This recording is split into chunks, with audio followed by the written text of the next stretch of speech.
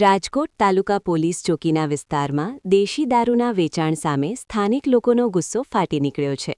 વિસ્તારમાં લાંબા સમયથી ચાલી રહેલા દેશી દારૂના ધંધાથી ત્રાસી ગયેલા રહેવાસીઓએ અંતે પોતે જ પગલું ભર્યું અને જનતા રેડ કરી.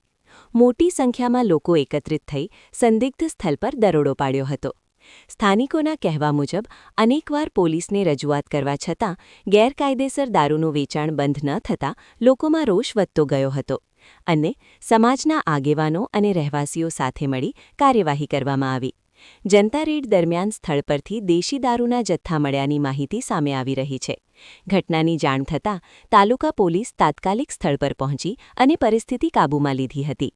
પોલીસ દ્વારા મળેલ જથ્થો કબજે કરી આગળની કાર્યવાહી હાથ ધરવામાં આવી છે. વિસ્તારના લોકોએ ગેરકાયદેસર પ્રવૃત્તિઓ સામે કડક કાર્યવાહી કરવાની માંગ ઉઠાવી છે.